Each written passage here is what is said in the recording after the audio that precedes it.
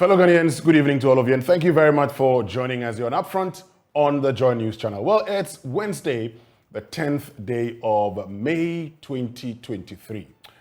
Just about 3 days to the presidential and parliamentary primaries of the opposition National Democratic Congress. Well, for many of the aspirants, they can't wait till Saturday where they would know their fate. Will they be successful or unsuccessful? In effect, will they be victors or losers? And of course, we've been having conversations, and I've talked about, how the presidential election, we've asked questions, we've said, will this be the election that would see John Dramani Mahama increasing his margin of victory from 95.2% in 2019 to maybe 96, 97, or 98, or probably 99%? Or this will be the election that would see John Dramani Mahama reducing his margin of victory. Because for many watchers, they say John Mahama is the presumptive candidate. In effect, whatever happens on Saturday, the NDC would vote for him. But that would not be all, because for many people, the real election would be at the parliamentary level. But even before we get into the discussions about the real election and what could happen on Saturday, the NDC is faced with a prospect of not having to hold that election on Saturday, the 13th of May, 2023. The reason, very simple. One of the aspirants seeking to become the flag bearer of the NDC has gone to court seeking an interlocutory injunction. Now, his claims, the fact that when he was submitted or giving the party's register very late, there are lots of discrepancies in there, and feels that it will be unfair to have the election conducted with such a register. Now, that writ, or that filed yesterday at the High Court. And just today, the Electoral Commission has informed the NDC. In fact, it met the NDC, and in the statement presented to the NDC, it says, well, we have been served of that, injunction, notice. And so based on that, if you do not resolve all the challenges, we will not be able to help you conduct the election. Well, this has led to lots of conversations right from the morning. We've been having all these conversations about what could become of the NDC's, conference or Congress, presidential and parliamentary primaries. What could become of it? Would it come off as expected? But for those who are seeking to become parliamentary candidates and presidential candidates, how are they feeling? Well, mind you, I started by saying, for many people, the main election is going to be at the parliamentary level. So this evening, we're going to do something very unique. We're going to be speaking to some of these persons who are seeking to become parliamentary candidates on the ticket of the opposition National Democratic Congress. My name is Winston Amoah, and thank you very much for joining us. As always, you could be part of our conversation. Join us on Twitter, join us on TV, and share your thoughts with us on Facebook also, where we're streaming live. You could share your thoughts in there, and we'll share your thoughts with the rest of the world. And this evening, we're joined on phone by Felix Kwachofosu, who is aspiring parliamentary candidate for the Abra Asebu Kwaman Kese constituency. And we also have Member of Parliament for Medina, Francis Xavier Sosu, all joining us to have this conversation. Thank you very much, Honorable Francis Xavier Sosu. Good evening to you, and good evening also to you, Felix Kwachofosu. We're grateful that you made time to join us this evening. Yeah, good evening. And let me say that later on, we're expecting to be joined by Member of Parliament for South Danny, Roxanne Nelson Dapiamek, but we'll also be joined by aspiring parliamentary candidate for the Asanwase constituency in the Ashanti region, Masaudu Mubarak. But let me just start off with you, Francis Xavier Sosu. You were going unopposed, but of course, as a lawyer, so I'm sure you may have your own views about this whole process. First of all, what are your views about this whole interlocutory injunction being filed by Dr. Dufour? Well, a very good evening to your cherished listeners and viewers once more. Let me say that politics is a very complex mix, and sometimes It is not every action that may have the cloak of fighting for rights or fighting for fairness in the system that may be a true reflection of state of affairs. I have taken time to look at some of the complaints by the plaintiffs and applicants, but without prejudging the case or without purporting to prejudge the case.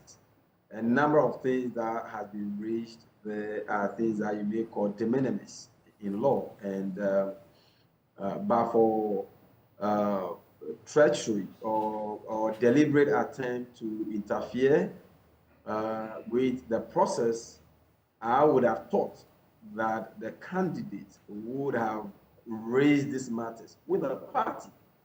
Indeed, this register has long been compiled and handed over, and I would have thought that if you have any issue, you would have written officially to the party. He said he did. I mean, they complained to the party. They said they wrote to the party. They had discussions. Eventually, when they were giving the register, it had about 220 constituencies, another 275 constituencies. And, they complained. They said they were going to get back to them, but they never got back to them. But the party had indicated that primaries were not going to be taking place in some constituencies because those constituencies have problems. And that is a prerogative of the party, So there is a party that determines which constituencies are ready and can conduct elections, and those that are not ready. So under those circumstances, I would have thought that anybody that, wishes the NDC well, wouldn't go to court and place an injunction application on 15th, when the case or when the matter is supposed to, when elections are supposed to come up on the 13th. Indeed, if he wanted this matter dealt in accordance with law and on merit, this matter could have been heard on Friday, which is the 12th, and give everybody an opportunity to decide whether the action is brought in good faith. My honest view is that this action is mala fide, is brought in bad faith, and it is something that, but for the involvement of the Electoral Commissioner, I would have asked the party to ignore, because you see, where treachery becomes the motive of some people, then it will be lawful to be lawless, because this is politics and not law. Hold on a second. I want us to do two quick things before I get to Roxanne Dapiamepo and also get to Phyllis Kwachofosu.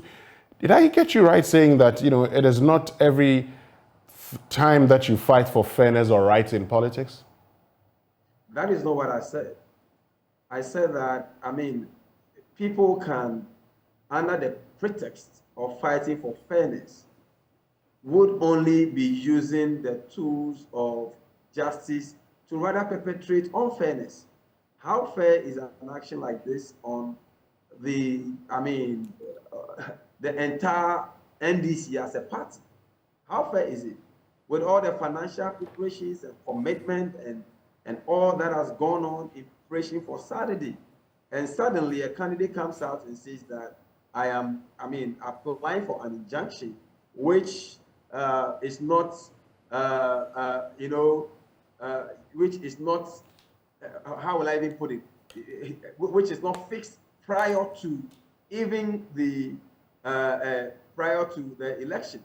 And so under these circumstances, I will be expecting that the party, and which I think the party has taken steps to do, will be to file for, abridgment of time within which to hear this application, and then go before the court and hear the matter on merit and see whether what he's saying actually has a case. And guess what? Anytime a person is filing an injunction, when you look at the rules of injunction, one of them is where, granting the injunction will lead to irreparable, or where not granting it will lead to irreparable damages. Now, when you look at the balance of convenience, who is suffering? It's the party. It's the delegates across the country. It is the executives across the country that will be struggling on account of one person who is bringing up a matter which can be considered in law as de minimis. Well, he's raised concerns about a list, 74,000. He's not gotten clarity about it. He believes if this goes on, he can suffer that damage that you talk about. But let me just ask you, you say, but for the Electoral Commission, you'd have advised the party to go ahead. Can the party go ahead without the Electoral Commission?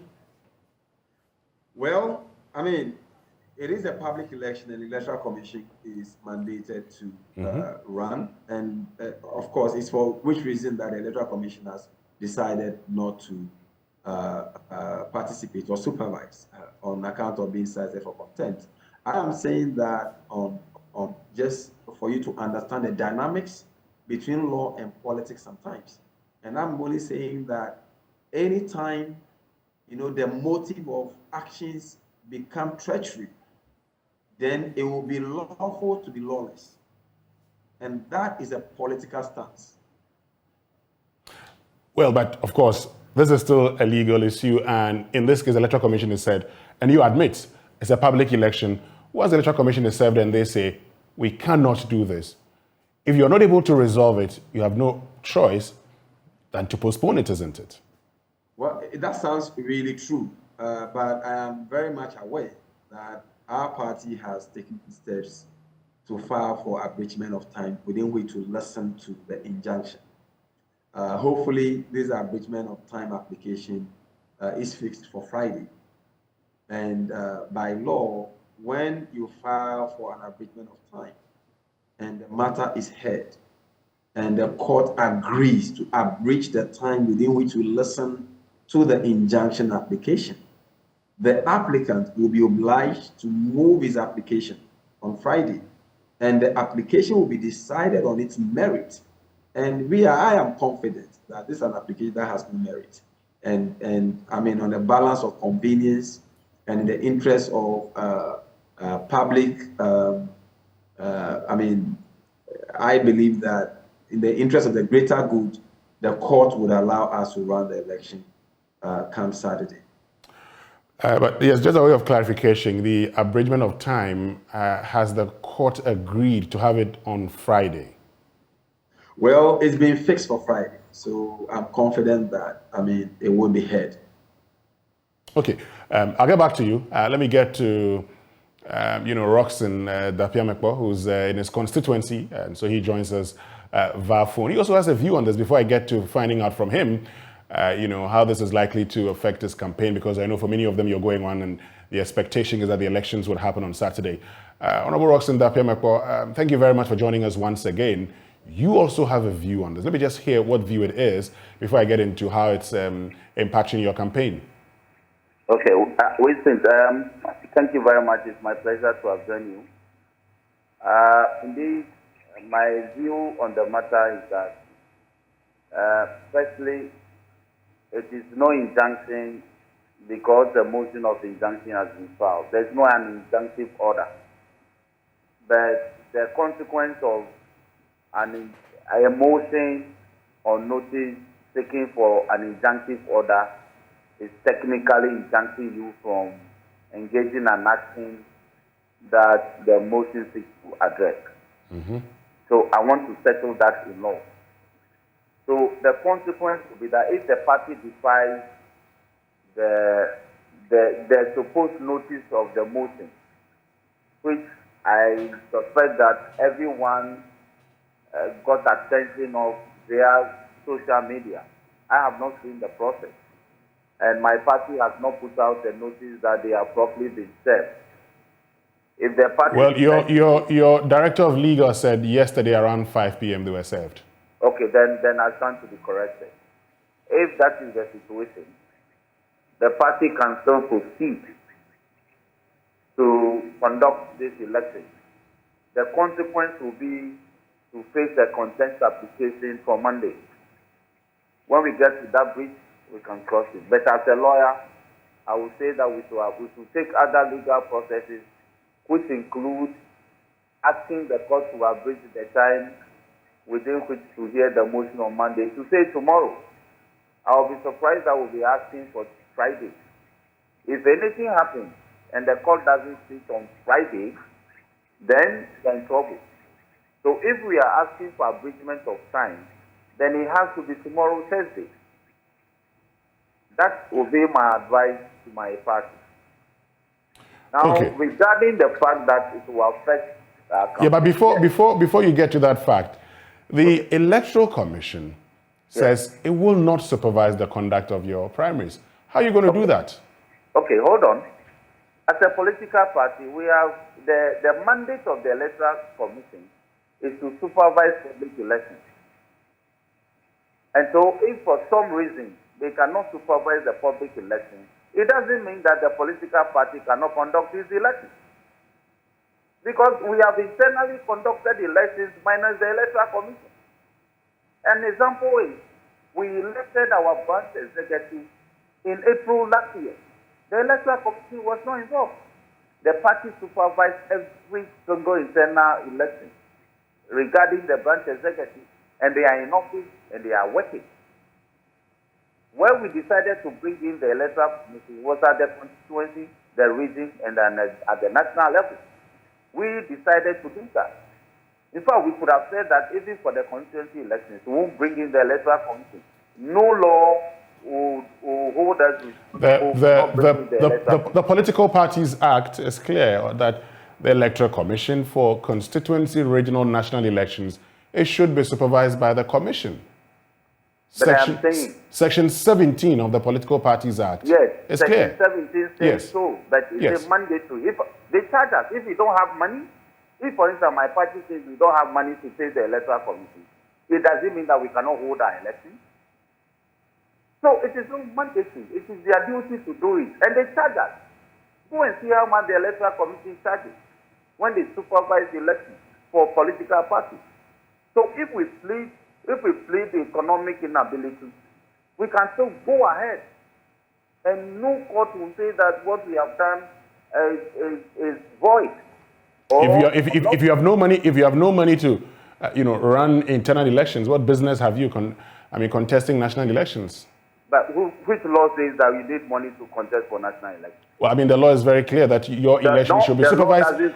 Hold on. It says it should be supervised by the Electoral Commission. Exactly. Yes, ask that's the law. Commission whether they do so pro bono. They don't do so pro bono. So the party pays heavily for this exercise, supervised by the Electoral Commission.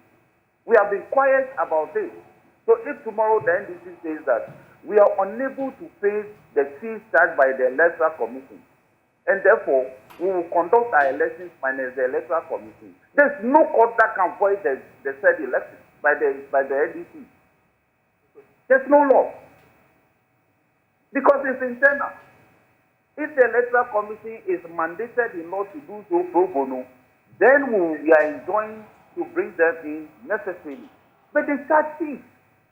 And we have been saying, as I speak to you, I've been given a heavy bill by the Electoral Commission for Saturday. And I'm looking for funds to pay towards that. So, for instance, if my party says we don't have money to pay, we will go ahead and conduct our elections like we did for the branch executive. And I think that we'll be right in law to submit our candidates to the Electoral Commission for purposes of the parliamentary elections for 2024 and presidential elections for 2024. So let me just, for purposes of emphasis and clarity, let me just read Section 17. It says, every political party shall elect persons as may be determined by members of the party as officers of the party. Subsection 2 says, the election of national, regional, and constituency executive officers of every political party shall be conducted under the supervision of the Commission. And this is in the Political Party Act. Yes. Now, if you go to the Constitution, for instance, the Constitution is very clear. I'll read that to you shortly when it gets to the Electoral Commission and the functions. Article 45. Yes, Article 45. Thank you. So Article 45 says the Electoral Commission shall have the following functions. C, to conduct and supervise all public elections and referenda. Thank you. Is yours a public election? Thank you very much, Winston. the political parties have been conducting branch elections. Is it not public elections? That the Electoral Commission. Hello? Yes, what are you saying? I'm saying that the NDC, we have been conducting branch level elections. That is the largest level of elections we've been conducting the whole country. The Electoral Commission is never involved. Has anybody declared that null and void? Or has anybody challenged the validity? Nobody has challenged it, so exactly. It's not gone to the court. This is before the court. Hold on. You have read the Constitution. Yes. So I am situating this within Article 45C that you have read. Is anybody saying that the branch elections that we held in April last year wasn't the public election? It was. The Electoral Commission was not involved. So this is a matter that anybody can take interpretation in the Supreme Court that the branch election of the NDC was conducted minus the Electoral Commission, and that is contravention of Article 45C of the Constitution.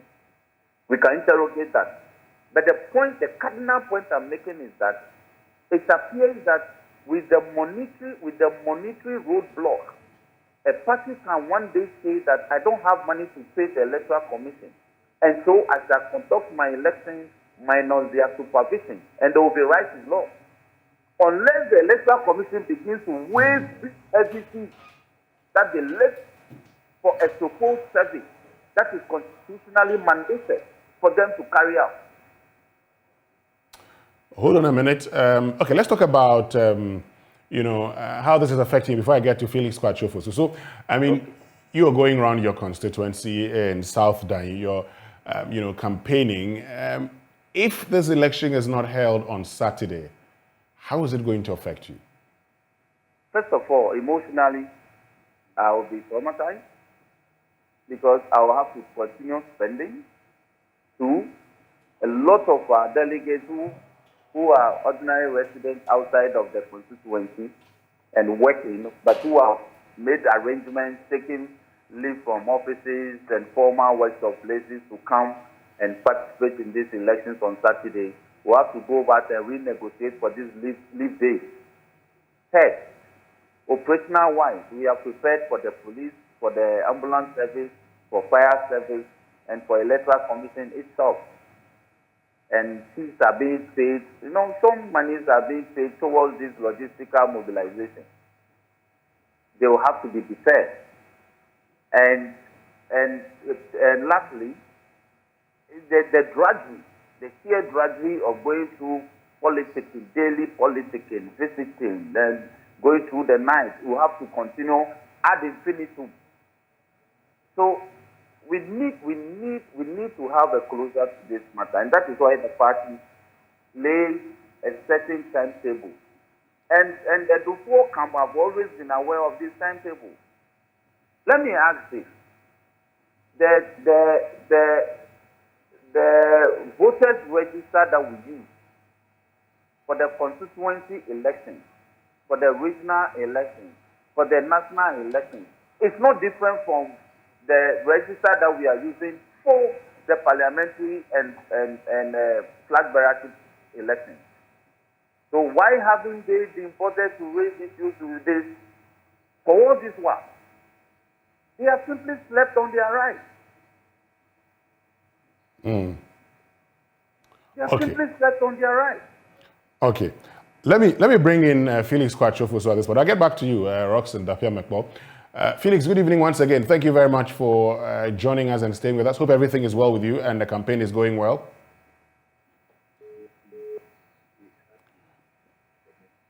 Hello, Felix. Okay, I think we lost Felix, so we'll try and get back to Felix. But let me stay with you, Roxanne. You make the point. So you make the point that, if this is not done, it means you continue the campaign and visitations ad infinitum. Clearly, you're complaining about the financial drain also, if this election should not be held on Saturday, right? Yes, exactly so. Let's look at the bit about being traumatized. I mean, help me understand that you're going through a race. You're a politician. You know that the elections, anything could happen around that time. So how are you going to be traumatized as a result if it doesn't happen? You see, there's a certain psychology to elections. You psych yourself up for the campaign. There's a certain timetable you are working towards. It's like running a sprint race. When you are running, for instance, a 200 meters race, you know that after 200 meters, the race won't continue. Then somebody comes and says that, oh, instead of 200 meters, you have to run for 400 meters. You don't have the stamina to run a 400 meters. It's that logical. There are people who have stamina for a 400 meters race. Others have stamina for 100 meters or 200 meters sprint. So if you put me in a 200 meter sprint, and suddenly you are saying that I have to do a 400 meters, we have problems. Okay. We have problems. So in terms of financial stamina and all, so you calculate your stamina before you go into the race. Yes. And in your case, you calculated your stamina up until... My stamina may have to come to an end after the 30th of May. Like I need to other commitments. Okay. Let me bring in Francis Xavier Sosu. You're running unopposed, but of course, I know you've been doing visitations also. How would it hurt you if the elections are not held on Saturday? Wrapped my itinerary for this break. Remember that for the work that we do with these primaries, there is some kind of timetable, even for the committee work. As one of the leaders of the Constitutional Legal and Parliamentary Affairs Committee, I think between 19th and 22nd of May, we are billed to consider some 4 major and very important bills. And if we are unable to have this on Saturday and we don't have a definite time to do this, I think it's definitely going to affect my work on that committee. Not only that, also, though I'm running unopposed, I'm basically, coordinating issues of logistics and for Saturday's election, running around the constituency and preparing everyone for Saturday. We're making preparation for food, for drinks, for transportation, for transport, security. And so not having this on Saturday will definitely disrupt, my plans and what I plan to do within this break, of Parliament. So clearly, the damages that will be inflicted on me and inflicted on the party in Medina would definitely be irreparable. There are many of our delegates who have already come in. Some travel, far and near to be here. Whilst going around, there were many who planned that they had funerals to attend, but they would want to come very early on Saturday morning to vote before leaving. Others have left their very, very important, engagements to be here. So canceling this or stopping this within some few days to the primaries would definitely be very disruptive. Well, but while talking about the fact that you're mobilizing and everything, you're engaging, getting logistics and everything, the reality also is that some persons could also be affected as a result. So if you were to compare and to look at the lesser evil, wouldn't you say that it's important to ensure that everything is all right with the process before the process goes through? I agree with you that this process would always not be 100% foolproof. You are going to have some limitations in the process from time to time. But honestly speaking, on the balance of convenience and on the balance, I think not having these elections on Saturday would cause more damage and harm to the party, to persons across the country who are contesting, to delegates across the country who are preparing for this election than those that may not be affected. I think that it will cause more harm to the party. You know, Roxanne has raised the point about public elections and has talked about your branch elections being supervised, by your party executive. And so by that analogy, you can do same. Something you agree? I disagree with that position, respectfully to my learned senior. And the reason why I disagree is not only a matter of law, but it's also a matter of practicality. For a party that has made arrangements with the Electoral Commissioner, and we've already sent our ballot papers across the regions under the custody of the Electoral Commission. They are basically prepared to come and supervise that election on Saturday. At this point in time, Electoral Commissioner pulling out and leaving the party to run around to mobilize professionals who can supervise that election is even not practical, much less to say that the law would not even permit that, particularly because of the level of, the level at which we are conducting this election. And don't forget that this is a public election. This is not like a branch election. And this is not like a ward election. It's a branch election, not a public election also. Well, it is a public election, but I think the practice has been that at the branch level, usually the stakes are not very high. So a lot of things that happen is that we have the constituency executives that sometimes with support of regional executives that may supervise those branch executives and sometimes the ward elections. But once you move from the branch level even to the constituency level, it is mandatory that you have the Electoral Commissioner to supervise. And it has always been the practice. If at any point in time it didn't happen that way, then that may be an exception.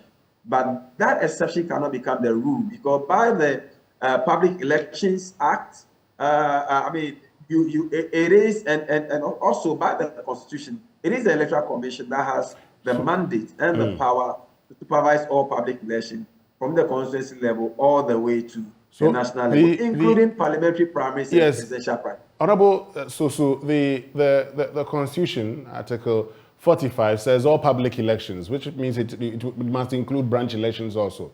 Now, per this admission, you two are telling me that all this while you have been engaged in an illegality when it comes to the conduct of your branch and ward elections? Not exactly. Now, when it comes to issues of political parties management, the Electoral Commissioner would be the first to admit that it would not even have the capacity to run all branch elections across the country. That would be too much. Asking the EC that would be asking the Electoral Commissioner to do too much. And I don't think that it's an admission that branch executives are not, public elections. They are public elections. But I don't think the EC not supervising branch elections would be an illegality. But the Constitution is clear. It says they shall supervise all public elections and referenda. The admission here, no, but if you look at it, is it the Political Parties Act or the Public Elections Act? It's the Constitution. I read the Constitution, Article 45. So every branch election is in the nature of a public election, because branches, all constituency elections flow from branch elections. However, I'm saying that as a matter of practice, the EC itself has never asserted this role, in as much as it is for us to ask Electoral Commissioner to be coming down to supervise all our branch elections. It has never been an issue, and really, when it is not an issue, why make it an issue? Why fix something when it's not a problem? Okay. It's never been a problem. It's never been raised, and it's never been a point of would I say, there has never been the need to even enforce that piece of legislation. Remember, there are many laws in Ghana that are falling into the CUT. When we say that the law exists on statute books, but in practice, it never happens. For example, we have a law against begging. Have you ever seen somebody arrested for begging? Well, but that doesn't mean that if you're arrested. arrested for begging, you can't be tried for begging. You can be if you're arrested for it. You could, but my point is Yes. that has it ever been enforced? You see, so this law could be enforced. You see, so once there's lack of enforcement, there could be conversation around whether that part of the law would really be relevant or it would need amendment moving forward. So you can talk to all political parties in this country and ask them, do they have electoral commissioners supervising their branch, which is the polling station election? It never happens in practice. Hold on for me. Let me bring Felix Kwachofosu, who is aspiring parliamentary candidate for the Abra Asebu Kwaman Kese constituency. Felix, thank you very much for joining us. How's the campaign going? Well, it's doing quite well. And I'm sure you've heard the news now. For you who's in the thick of affairs campaigning, how did you take it when you heard that, the aspiring flag bearer, Dr. Dufour, is gone to court seeking to injunct the process until his concerns are addressed? Well, I received the news with a lot of anguish, because what it meant was that if the injunction was enforced, it was going to do catastrophic damage to the campaigns of many parliamentary candidate aspirants within the NDC. But as you may be aware, it is an extremely expensive endeavor to contest a parliamentary election within any political party. And the amount of resources and effort that go into campaigning and preparing towards parliamentary primaries are enormous. So for anybody to take an action that, as it were, derails all that kind of investment, it's most disheartening. And therefore, any such action must either be very well grounded or in the overall interest of the party. But from where I sit, this particular action cannot be in the interest of the party, because it is imposing severe suffering on all parties involved.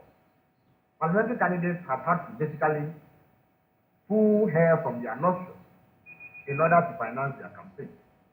I have gone around the Abra Asebu constituency on about 4 different occasions, and the level of stress and energy that one has to put into this activity is quite demanding.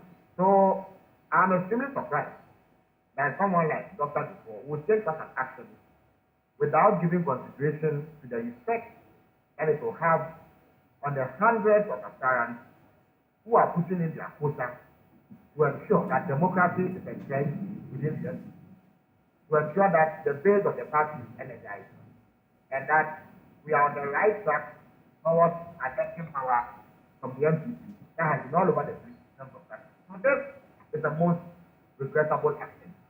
This is desperately callous on the part of Dr. Dufour to do. And I hope that an urgent resolution is found to ensure that the suffering is fulfilled. Now, speaking to Roxanne Dapiamakbo earlier, he makes the point that, look, for all of you who are contesting, it's going to affect you in diverse ways. He's talked about he being affected in 5 ways.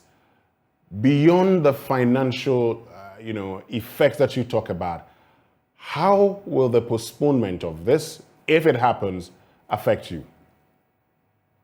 Well, the financial implications are perhaps the most obvious, out of the law. There's also the issue of throwing campaign strategies off here, because in order to develop a campaign strategy, you ought to look at the timing of the election. There are times when you peak.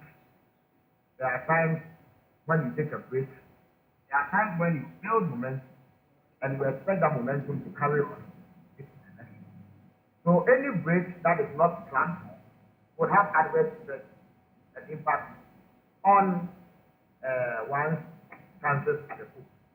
The other issue is that such an endeavor entails a logistical nightmare. It takes a lot to put this sort of contest together. So in my place, for instance, we are dealing with close to 1,500 and transportation arrangements have to be made well in advance for users. preparation has to be made for feed, and the logistics for that has to be in place well in advance. Some of the items that are used to prepare for feed are filtered and will go back within the period that the election is on. There are people who have to be employed to render all manner of services. And to the extent that their services were employed within a certain duration and is expected to last over a certain period, any postponement or delay could derail the budget of various aspirants. So there are many ways in which this could affect aspirants and the party as a whole. As I speak to you, I have been bombarded with calls from hundreds of NDC delegates within the AAC constituency who want to find answers to exactly what is happening. They are unsure whether or not they should put their plans for the day on hold. AAC is predominantly populated by people who engage in agriculture.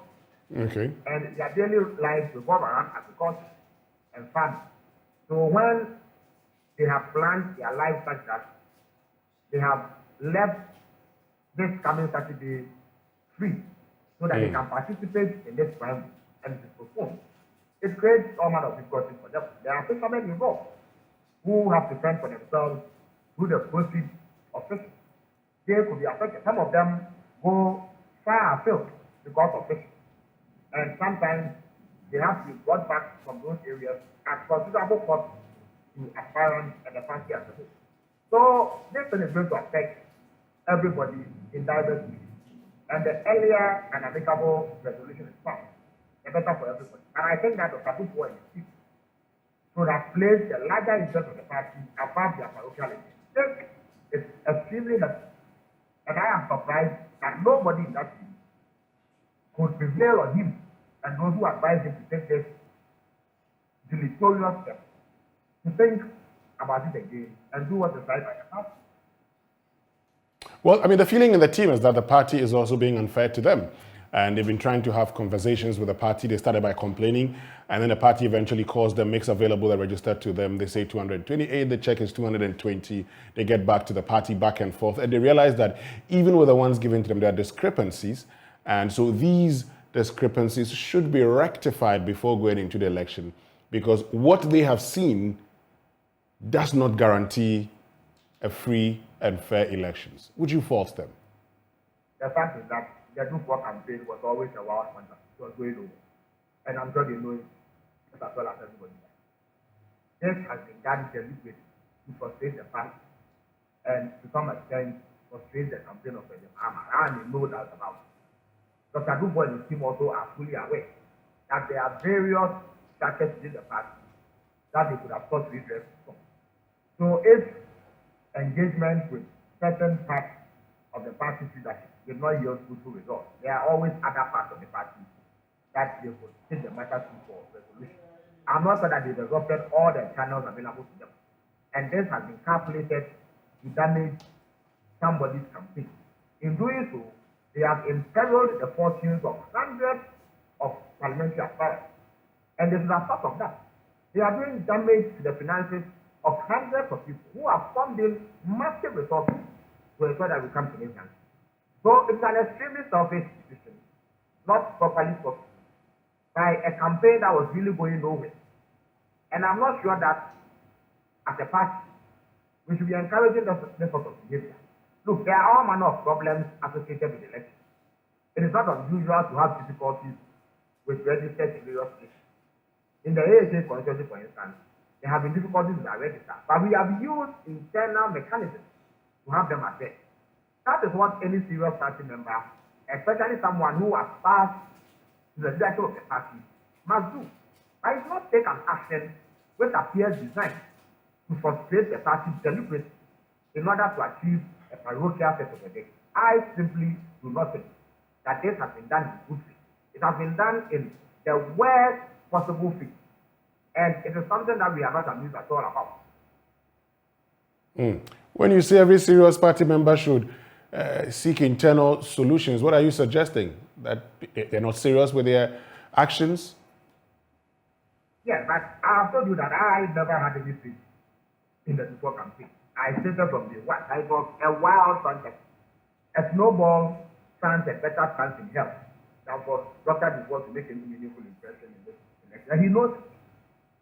That being the case, he should have thought about what this will do to the hundreds of party members who have formed the report, to the hundreds of thousands of delegates who have prepared themselves mentally and financially to participate in these primaries.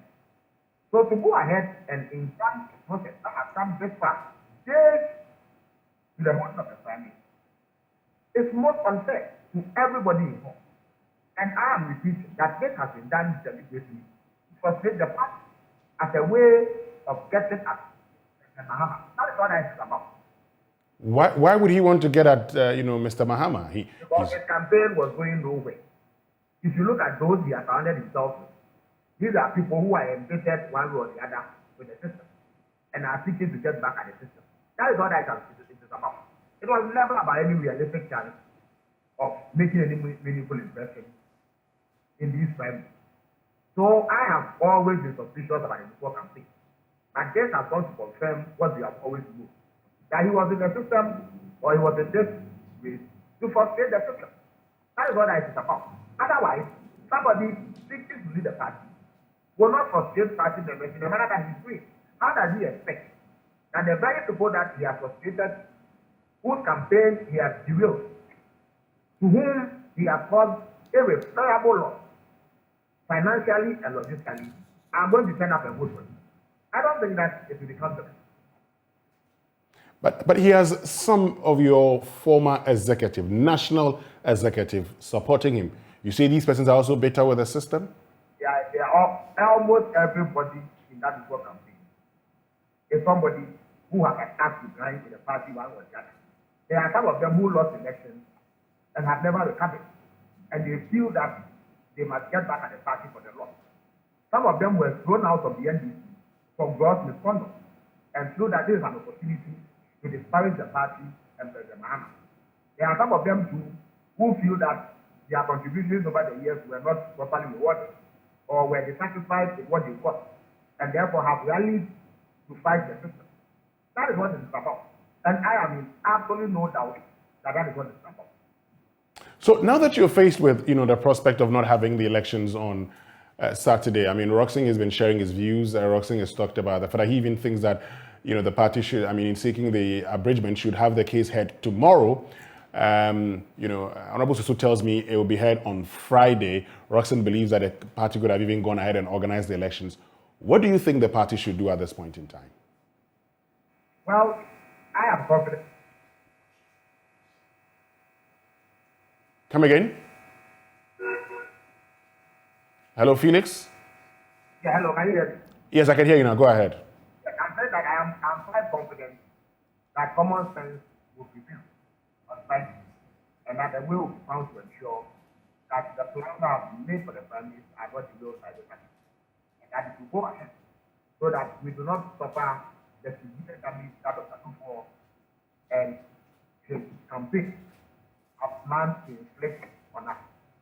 And through that, we'll be able to put these families behind us and just important task of dislodging the NDC from power through the elections of 2024.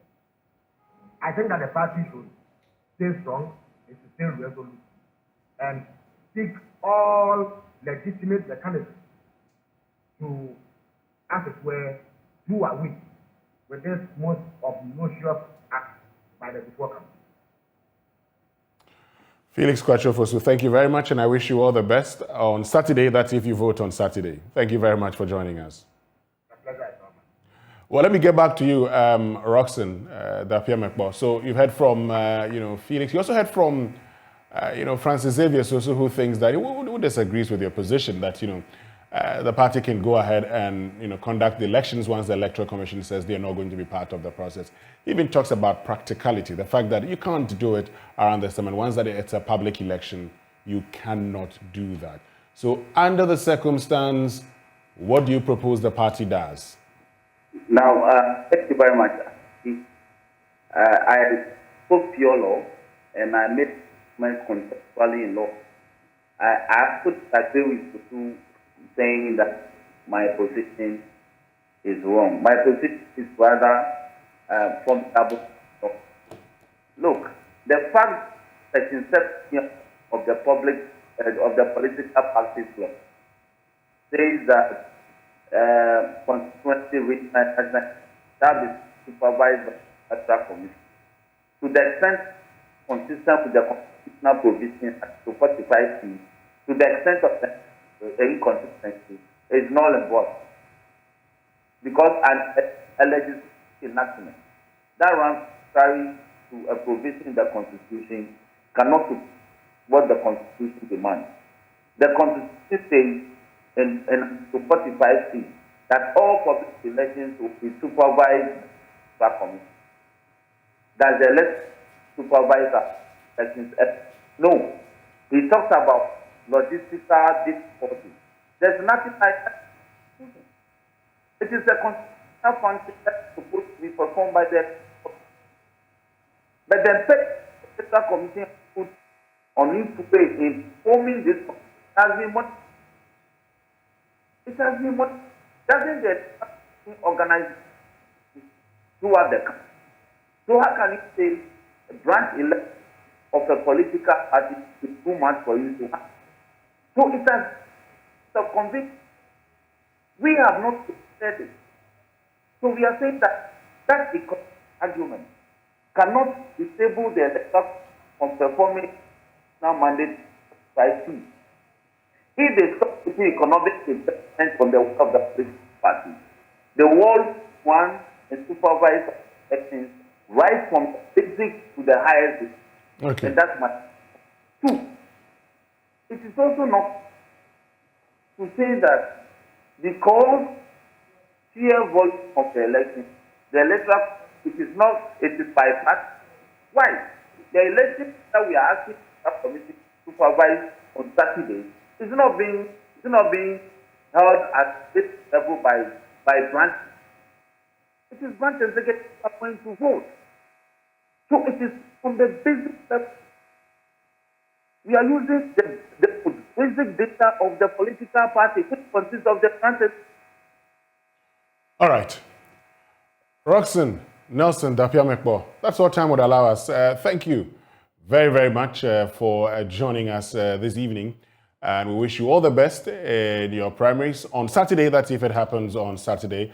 Thank you also, Francis Xavier Sosu for joining us. We're very grateful that you made time to join us this evening on Upfront on the Joy News Channel. But let me just say that if the elections do come off on Saturday, the 13th of May, 2023, you can trust your election headquarters to bring you a comprehensive coverage of the election. Now, our team is ready and we'll start on Friday night from 8 p.m. to 10 p.m.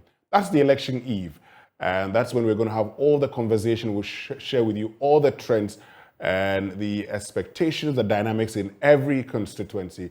We've selected some constituencies that we are focusing on and would share those constituencies with you on Friday night. But that's if the election comes off on Saturday. Thank you very much for joining me on Upfront on the Joy News Channel. My name is Winston Amoah. You have a lovely evening. Up next is Joy News Prime.